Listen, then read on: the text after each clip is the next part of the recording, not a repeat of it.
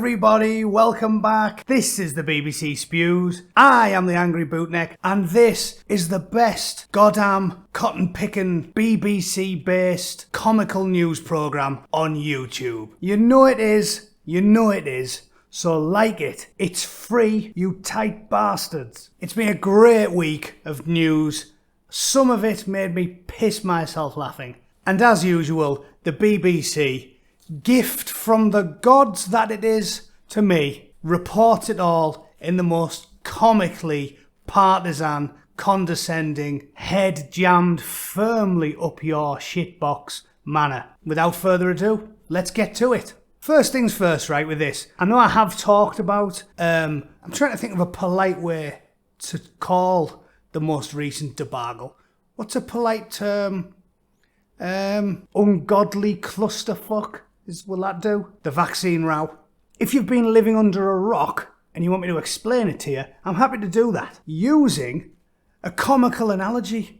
Because I feel like everyone watching this, I like to think my audience, I pride myself on my audience, a more educated, well-rounded, forward-thinking, educated bunch of chaps you could never hope to meet. So I like to think people watching this, they already know what's happened, and you come here to listen to me elucidate things in a more comical manner. So instead of going over it, the abortion that is the EU since Ursula von Scheisserporn moved in there. You already know what went on, so I'm going to use this comical analogy that a friend of mine sent me. Just so you know, you can tell we're an embattled minority railing against the authoritarians, because Mr. X is another one of my many sources who happens to be a public servant, and he's paranoid about sharing anything with me, because in these days, you never know when they're going to come round your house, give you your P45, and then smash your shitter up with a hammer because you're not allowed to disagree with the far left. So I had to mess around quite a lot there to keep his name out of it. But his mate Dan Cross sent him it, he sent me it, and I'm sharing it with you because it perfectly encapsulates the nightmarish stupidity and there's no logic behind their expectations. It's why they just spin everything constantly. Because if you actually sit there and analyse it with the logic that the gods gave a goose, you can see that it doesn't even make any sense. Their position does not make any sense. It's okay, this is my understanding of the whole EU island vaccine thing. Please correct me and add something where I've missed it. But you have to use the analogy to help my simple mind. New pizza restaurant opens. Who wants pizza? Britain. Yes please, pepperoni, shed loads of it. EU, while I'm doing theirs, do you want anything? EU, let us just hold what we have in. French, pepperoni. Germans, plain cheese. Greeks, anchovies. Italians, mushrooms. Poland, pineapple. Everyone. Who the fuck invited Poland? We're not having pineapple, you heathens. Pizza. Well, you decide. We'll crack on with the UK order. Some hours later, we too shall have pepperoni. Great. Just dealing with the UK order. Start yours ASAP. All ovens are fired up and we're cracking on. We have ordered. You shall deliver to us now. Well, you can have a few, but we really do have an obligation to get the Brits theirs. Fine, then we shall block the pit garden path to the British. No more pizza for them until we get ours. France, who left the side gate open? Ireland, for fuck's sake, why haven't you shut your gate? That was more Jerry Adams than Republic, wasn't it? Ah well. You said we could keep it open so we can still go and see next door and take them stuff. You said it was a good thing. We said that to try and strong arm the UK into not leaving. But, mute silent. It's okay, we have the key. Lock the fucker anyway. Sinn Féin, I fucking dare you to touch our gate. We've talked to the British and decided not to lock the gate. We shall wait for our pizza and see if there is a calm, rational way to speed up production. Ha ha, that's class. That is class. In a nutshell, it can't be explained any better than that. That's what happened. Kay Andrews tweeted about it, and apparently they couldn't even decide how to get the labels squared away because they needed 27 languages on the fucking thing. Like, seriously, just put English on there. Everybody speaks it. We know this. Jacques Chirac, when I was a teenager, famously got loads of shit off the French because he said, I'm doing this speech in English. because that's the language of business. And they all went, sacre bleu. It shocked them almost enough to stop texting their mistresses. That's how astounded they were, because the man was honest. And we all know you speak English. Just because we've left, they have this infantile desire to say, okay then, well, we're not using that language anymore. What are you going to do? Are you just going to cut your nose off to spite your fucking face? Nobody wants to speak Greek. Just accept it, right? The Irish whinged about it for a century, and then when they got their independence, went, well, fuck it. Because the Irish are sensible and pragmatic. I could understand them chafing under the yoke, because there's a lot of history there. Unfortunately, Cromwell and people even before then made our bed for us with the Irish. We're dead closely related and we should get on really well, but that soured our relationship. So you can understand why they were annoyed about it. But they're pragmatic and sensible, and at the end of the day they went, oh yeah, this is fucking pointless. Let's just keep speaking the language that everybody uses. So the EU, take your fucking heads for a shit. Speak English, print your bastard labels. If you can't even sort the labels out, how do you expect to sort the vaccine out? Anyway, I went off on a tangent, as I am wont to do. Let's read the BBC's Lessons to be Learned story. Oh yes, there's a lesson to be learned, alright. Start with 2 + 2 = fucking 4. Irish Prime Minister Michael Martin said that Brussels reversed its threat to put checks on the Irish border. There are a lot of lessons to be learned, Irish Prime Minister Michael Martin has said after Brussels reversed its threats to put checks on the Irish border. This came as part of EU efforts to control vaccine exports. Fuck me. Yeah, the dumbest idea ever. Which is why the second it kicked off, Ursula crumbled like a fucking rich tea finger. They knew they'd put their feet in the collective mouths the second they opened them. It said people have been blindsided, but it wasn't an act of hostility. Oh, no, of course. You just unilaterally fucking declare borders closed on a whim, and you're not doing it maliciously. Nah, they wouldn't do that, would they? Liz Truss said the President of the EU had assured Prime Minister Boris Johnson that there would be no disruption of contacts that we have with any producer in the EU. Speaking to Andrew Marr, she added that she was very pleased the EU stepped back from its plan to implement border checks. So what was the point in it? The BBC still trying to go, oh yeah, look at the words they're highlighting. Too early, protect everyone. Listen. We all know what went on. I don't need to go on about it. The lessons to be learnt is, don't put a woman, an incompetent German bird who probably got the job because she happens to have tits, rather than the fact she's competent, because every German I know has told me she's legendary in German circles. Everybody knows she is a clueless twat. She fucked up the Ministry of Defence, she fucked up the Ministry of Family Affairs, she fucked up the Ministry of Social Affairs. She basically, every job she's ever done, she's been shit at. But as we know in this day and age, identity politics, if you aren't a bloke and you're dealing with a fucking faceless multinational entity, all they care about is what you happen to be. And if you happen to tick any boxes at all, i.e. you're not a straight white man, you fail upwards. If the EU was a truck, she wrapped it round a fucking tree, then fell out and spewed on a police car, right? That's what happened, and she still got the gig as the top boy in the EU. So I think we all know what went on there, don't we? Yeah, Ursula, I wouldn't trust you to run. Well, I was going to say a piss up in a brewery, but that's too easy. I wouldn't trust her to get me a round in a brewery. I wouldn't trust her to go to the bar with a £50 note and make it back with a fucking packet of Monster Munch. That's how shit Ursula is. So let's just forget this whole thing and move on, shall we? Bonkers Biden's still completely off his box. Lots of B's in that sentence. Signing existential executive orders on climate and environment. Listen, right? Every single time some twat who's pandering to the whim of a bunch of far-left commie wankers, every time they do anything, they use the word existential. I could do a nice montage of AOC using the term existential.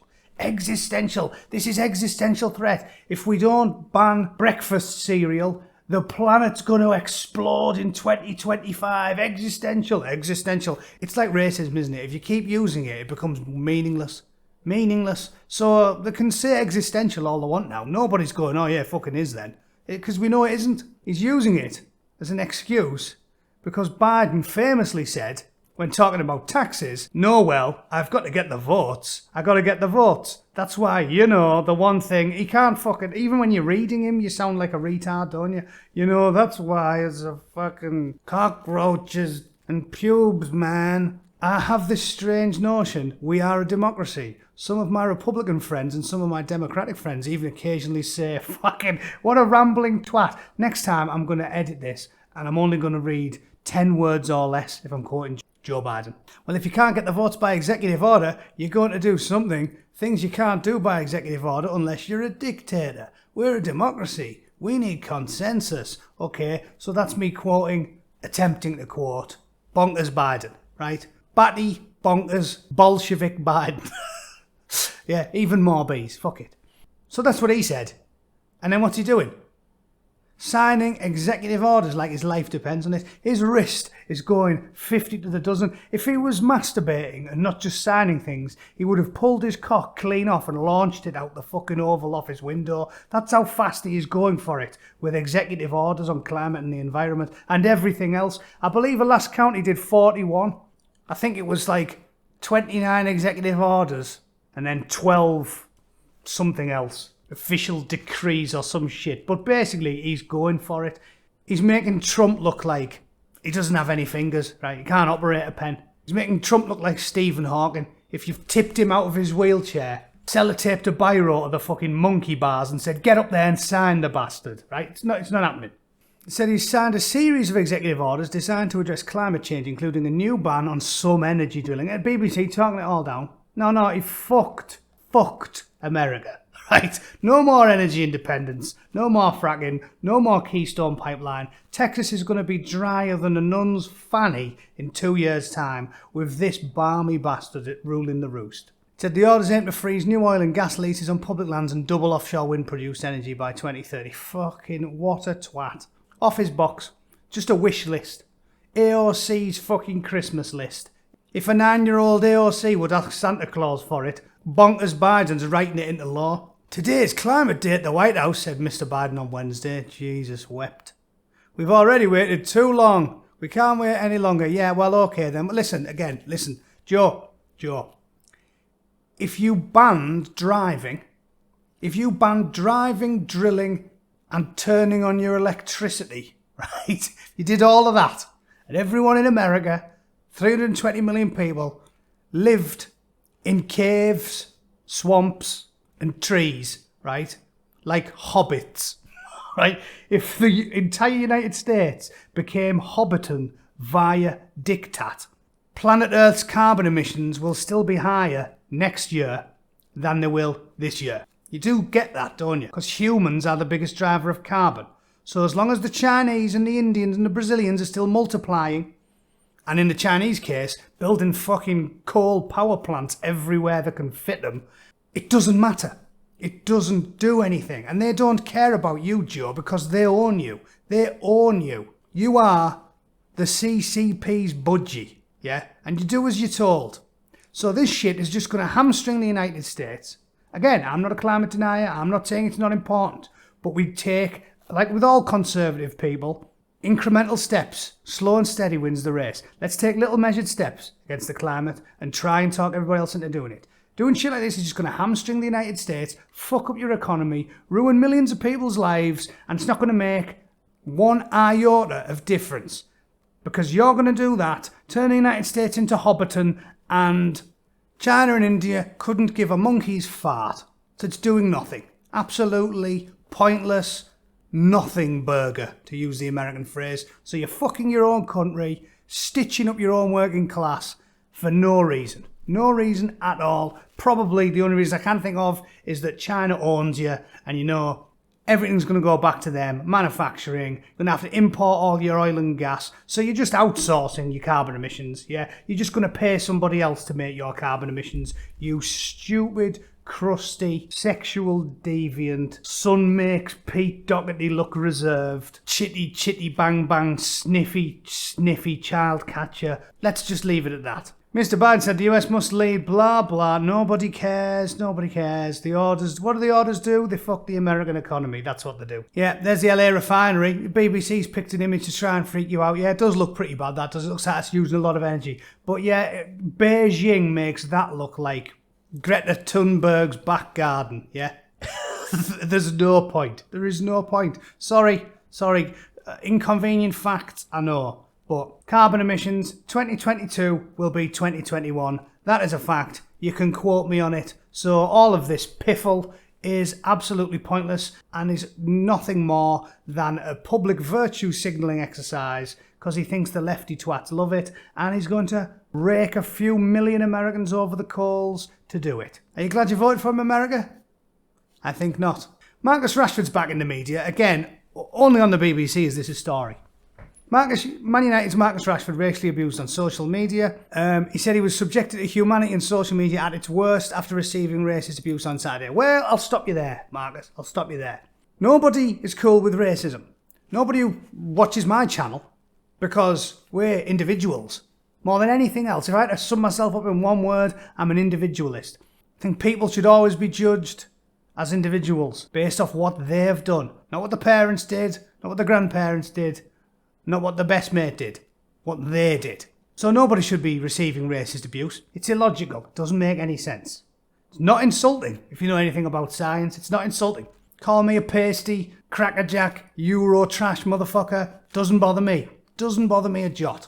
But here's the thing. Humanity at its worst? Really? This is the species that invented putting electrodes on people's testicles for torture or sexual gratification, depending if you're German or not. I don't think that's humanity at its worst. I really don't. I think shoveling babies into furnaces is probably humanity at its worst. I think the Japanese going into Nanking and stacking up bayonets full of toddlers, I think that's a bit worse than being a little bit rude to a footballer. But what do I know? The 22-year-old who was awarded an MBE for the square root of fuck all. He was given an MBE because, again, our civil service is as daft as the dopey twats that run the country. So yeah, he got an MBE for nout. He got an MBE because bus drivers spend their hard-earned taxes to pay for other kids' fucking lunch, right? That's why I got an MBE. And he says, I'm a black man and I'm proud that I am. All right, not wrong with that. Not wrong with that, as long as I can feel the same. Be proud of yourselves, lads. That's a great message. I agree with you. In a statement released, Greater Manchester Police said it was aware that Manchester United players had suffered abuse on social media. Do you think this... Honestly, let me know if you happen to be an ethnic minority or gay or anything else that's on the fucking list. Do you honestly think this is a good idea? Using the police to chase down rudeness, which is what it is, right? This is state-mandated politeness. They don't even do that in Japan, and they're famously polite. If you're walking down the street in Japan and someone says, "Oh, ohayo gozaimasu," and you go, "Shut up, you daft cunt," you don't get arrested for it. You don't. Because normal people, educated people, know of the importance of freedom of speech. Nobody should be getting nicked for being a prick on Twitter. Nobody. It is worthless. It shouldn't even... I'll tell you what, not only should nobody be getting nicked, more importantly, nobody should be reporting about it. This is a non-story. It means nothing. It is worthless. To send an insult on Twitter is child's play. You can do it in half a second. Watch, I'll show you. Diane Abbott MP, don't miss tonight, violent ignorance. Okay, let's have a go. Wasn't violent ignorance the name of the novel that Diane's maths teacher wrote about her? Boom. There you go, done. What's that, 10 seconds? Let's do Piers Morgan. Oh, for fuck's sake, Piers. I tell you, you call one fat, bloviating imbecile an oxygen thief, and you get blocked. What a wanker. So my point is, this is a non-story, right? It's a non-story. I'd even accept it if someone physically sent him a letter. If someone's took the time to get a paper, get a pen, buy an envelope, buy a stamp, go to the post office, write the fucking letter, go back to the post office, send him it, maybe you could put that up. That takes a lot of effort, that. Takes at least an hour's effort to write someone a letter saying, "I'll hate you, I'll kill you, I'll stab you in the eye." That type of shit that they used to do in the 80s, yeah? Someone sends that to your house, or leaves a bag of burning dog shit on your front doorstep, maybe put that on the BBC. But someone was abused on Twitter is nothing. It is nothing. I have had dozens of death threats. I've showed you guys some of the best ones. It happens all the fucking time.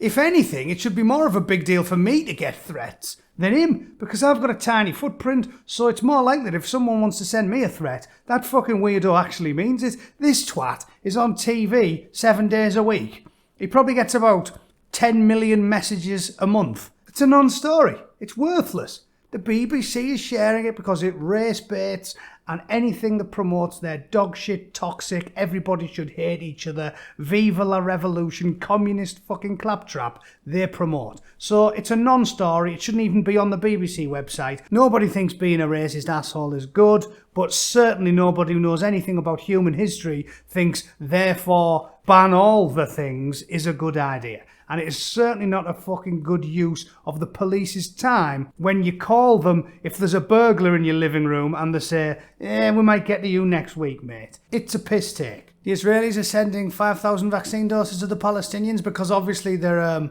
attempting to commit genocide via the medium of healing.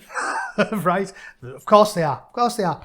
I'll tell you what, have you seen the numbers of Palestinians over the last 30 years? If the Israelis have been committing genocide, they are the shittest genocidal maniacs that have ever walked the earth. Right? If you're doing genocide and the people you're genociding are multiplying like wet gremlins, I'm sorry to tell you, either you're really, really bad at maths or you're really, really bad at genocide. So fucking pick one. I know it's all the rage to slag off the Israelis, but if you have to pick a side out there, they should be your side. It's the only proper democracy in the region. It's the only place two blokes can chew each other off in the middle of the street. And yeah, it's the only place where you see people waving flags saying, this place is the worst place to be a gay man.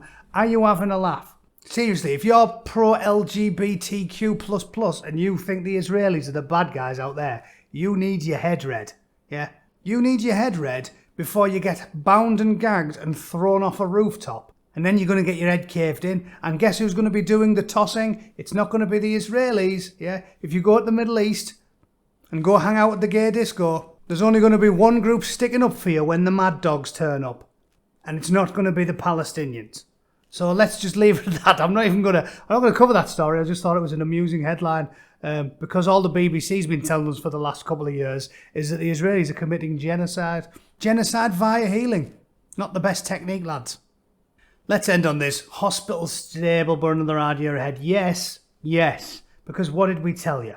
The situation has stabilised and staff are no longer having to plan for extra capacity, an intensive care doctor says. But Rupert Pearce from the Intensive Care Society said it was going to be another very hard year and warned of the mental health impact of NHS staff. No shit. What have I been saying for the last 12 months? Also, why do we have a society for everything? The Intensive Care Society. In Britain, there's more clubs, societies and groups than anywhere I've ever lived. Intensive Care Society. There is surely 10 other different groups or societies that are actually directly employed by the NHS or work for Parliament or committees that can deal with this type of thing. What do we need the Intensive Care Society for? Is there a society for everything? Is there an influenza society? The midget society? The sick society, the healthy society, the ginger society. What is the Intensive Care Society? I know there's such a thing as intensive care, but I don't know why they have to have a fucking society with a bloke called Rupert at the top of it. Well, he's English. Everybody in charge of something's called fucking Rupert, aren't they? I've never been in the army, but I imagine it's a little bit like a second tour of duty. Rupert, has anybody ever tried to blow you up while you were having a shit? Has that ever happened? Has anyone fired a rocket-propelled grenade launcher while you were snapping off a foot of brown cable? Let me know, Rupert. If that did happen, and you nearly got blew off the pan with a 107mm rocket, then it is like a second tour of duty. But if it didn't, it's not. The situation is stabilised in most areas and it's a big step forward. We no longer have to plan to build extra capacity. Yeah, but here's the rub, right? We know what he's going to say and I'll get in before him because I've been saying it for fucking 12 months, right? The cure was worse than the disease. The disease was pretty bad. Not a COVID denier, not a conspiracy theorist, not a lunatic. But COVID has a 99% survival rate. specifically for people under about 50. So the cure was worse than the disease. Should have had a balanced Swedish-style approach, and instead we've locked everybody in for 10 months and fucked them up. Fucked them up. Mental health through the floor. Physical fitness through the floor. Heart attacks. Numerous forms of cancers. Strokes. Through the roof. Everything bad through the roof. Everything good through the fucking floor. That's all a result of the lockdown. They say we've lost 100,000 people to COVID. We know for a fact those figures are inflated. Massively so. Massively so. Otherwise, we've miraculously cured the flu and old age, right? Dying of old age, that's gone. We're all living vampires. And if the COVID doesn't get you, you're in a fucking Anne Rice novel, right? It's ridiculous. The cure was worse than the disease. The numbers will prove me right. If not this year, then the next. But it's going to happen. It was a shambles. We should never have done this. Peter Hitchens was right in March, and I was right in April because I agreed with the fucker. Yeah, I'm not calling myself some sort of genius. I just know who I like, and his arguments made the best sense, and that's where I pitched my tent. The waiting lists are going to be, we won't get over them in a year. Literally, the amount of people who've had their operations delayed a dozen times is staggering. We're not going to be getting over this shit for years. There's still going to be people dying in 2025 as a result of 10 months spent in lockdown. I guarantee it. It is criminal, and it's all because our MPs just want to look good. They never do the right thing. They just do what makes them look good. It's criminal behaviour, and we should all be fucking ashamed of ourselves for even tolerating this fucking nonsense a day longer than we needed to. That was the BBC Spews. I am the Angry Bootneck, and I'll see you all next week. Cheers.